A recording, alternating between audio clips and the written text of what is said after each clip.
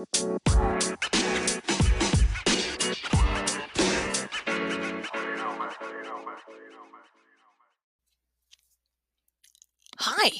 this is Jackie's Reading Room, and I'm your host, Jackie P.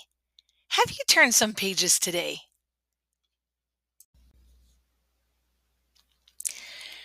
"2023 is just around the corner, and many of us start a new year with great resolutions.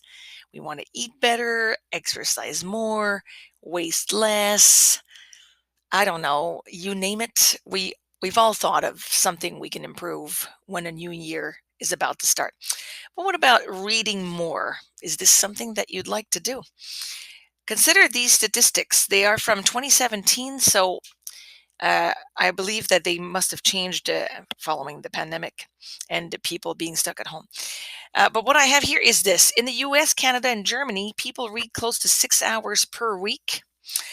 While in Australia, France, and Sweden, it is more than 6 and even closer to 7 hours a week. And that makes it for these countries approximately an hour a day where they read. I also saw from that same web page that I will put in the blurb on the episode that China was the country where the most books were read per week. And the country where people read the most is India, with almost 11 hours a week. So that's more than 1 hour per day if you do some quick math.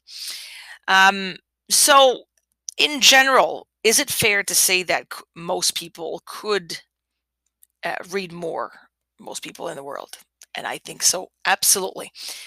Whether you're in Brazil or in Canada or in Australia, I think that we can all possibly read more. But maybe some of you are wondering, yeah, but how?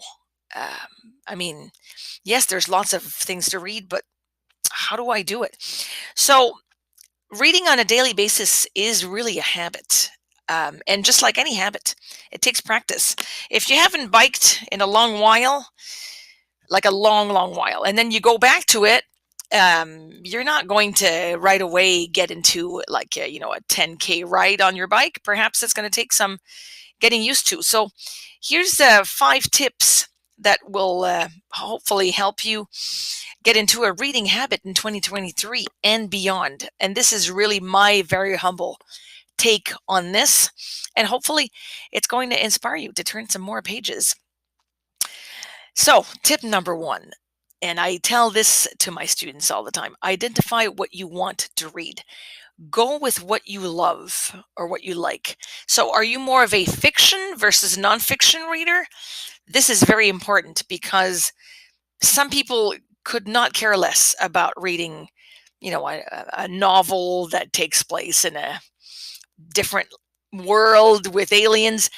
Some people do not get into that, and but others, give them fantasy, give them a good thriller, give them some historical fiction. So for me, the fiction nonfiction question is very important first, and then depending on which one of these you prefer, then go deeper. What's the genre? What do you like most? A tip that I'd like to give inside this tip is, why not go to the library and get your card if you don't have it, or maybe a bookstore near you, and look at the titles. Look at maybe the displays of the new books. What is it that attracts you or catches your eye? In episode 27, which was entitled "Should You Judge a Book by Its Cover?" I talked about book covers. Well, looking at book covers can really actually help you perhaps figure out, and you say, wow, I'm always attracted to these kinds of covers. Maybe there's authors that you know or you've heard of, and or people have told you about some authors. So let me give you an idea. For example, I tend to be attracted often to the book covers of historical fiction titles. I love the way they display that, maybe a character or two, and then the font they use. And of course, because I read a lot and I read a lot about books, there are a lot of authors I know. So I'm going to tell you about Bluebird, the most recent novel by Genevieve Graham. And it's got a very, very nice cover. Actually, most of her books are being re-edited with these very nice covers. And the word bluebird is written in blue, which makes sense. And then you have a woman dressed in blue to represent these nurses from Canada who went to the war. So if that's what you're interested in, well, then go for it. So that first tip is very important. Obviously, sometimes if you are a student and you are in school, you might have to read a book that you would not have picked, but that's okay too. You might discover something new as well. But on your own, choose what you really want. Tip number 2: choose the right time to read. Now, depending on your life situation, it may be easier to read in the morning, right? For example, if you're retired, you wake up slowly, you have your little breakfast and coffee, and then you read the newspaper, you read your book a little bit for an hour or two. Oh, that sounds like heaven. Maybe you are a professional, so you have to read at night. Maybe you commute to go to work with the subway or the bus. If you're able to read in a means of transportation, right? I can't really read on the bus too much unless I'm facing forward. But I can read on the subway, so I usually tend to do that. In my case, listen, I'm a big reader, so I read whenever I can. If I'm on vacation and I want to read in the morning, well, I read in the morning. By the beach, I can, but I really enjoy, like in my everyday life, I really enjoy reading before going to bed. And it's a break from screens. For me, it's super important that there's a break from screens for me and my daughters as well. I really try to get them to do that, to turn some pages, as I call it. It's become a key sentence in our house. Tip number 3: choose the right place, and it goes with the right time. So do you prefer to read at home? Do you prefer to read at the library? Like I was saying, so I guess the time of day might also depend, be dependent on the place. So if you read in the morning in the subway while going to work, some people need complete quiet, like my husband. He says, I cannot have any distractions, no noise, nobody talking to him. Can you read in a busy cafe, which sort of acts like white noise, right? I can read just about anywhere at any time, but be mindful of that, because if you're, let's say, getting back into reading, maybe you do want to have a very quiet place to start. But the goal here would be that once you've created your habit, you could read, maybe not everywhere, but you could have different places where you could read.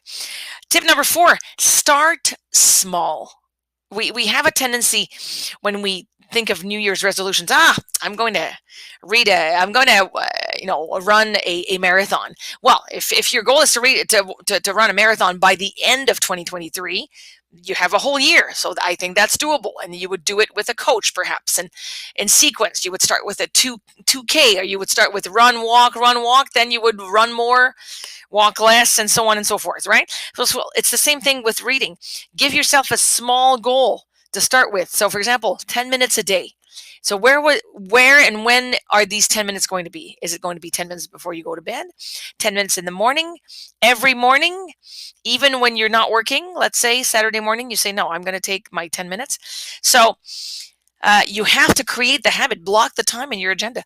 And when I say start small, it also means that you could start small with a small book, right? If you start with a 432 page book, maybe you're going to feel overwhelmed at first. Although if you're totally attracted and interested in that book, maybe it's not going to matter. But to give you an example, I have here the first book of Killing Eve, written by Luke Jennings. Now, Killing Eve was made into a very good TV show. Perhaps you've watched it. Now it was a series of books before, and so they've been made into three. Yeah, and I read all three. So the first one is Killing Eve, Codename Villanelle, and it's got 219 pages, and the font is quite big. And you see that the book is divided into four parts. These were four novellas that were first published. I believe they were first published online, and then they put the four together to make like one novel. So not too long. And if you are attracted like me to thrillers, the word the words killing Eve are in red, and then in the middle of that V for Eve, you have like a little drop of blood. So it gives you a little bit of information on the type of book. So if that's something that you like, and this would be a great way to start small. It's very fast paced. Lots of things happen. So I really enjoyed that. And finally, tip number 5, it's okay to change your mind. Meaning, you start a book, you don't like it, it's okay. You can change for another one. You can decide to say, you know what, I thought I would like this, but I think this is too this, not enough that, or I'm struggling with the language. That's okay. Pick another one. Have 2 or 3 options lying around, so that you can, like I said, pick another one if ever it doesn't work. One time, I think in my life, I read a book that said it's okay not to finish a book, and it's almost like somebody gave me permission to do this, because before that, I forced myself, even if I didn't like a book. And I want to tell you this, I don't force myself anymore, because there are so many books that I want to read. If I'm not into a book, I'm sorry, but I'm going to have to go and find another one. So it's totally okay to change your mind. Obviously, if you always change your mind, you're never going to finish one. So, but it's okay to go slowly. So give yourself that permission to go slowly and to experiment. You start with fiction, you don't like it, okay, go to nonfiction. Do you prefer memoirs? Great, start with that. Talking about that next episode, we're going to talk about celebrity memoirs. Should we read them or not? So listen, I certainly hope you enjoyed today's episode, which was episode 29, the last of 2022. Next time I will be recording will be 2023.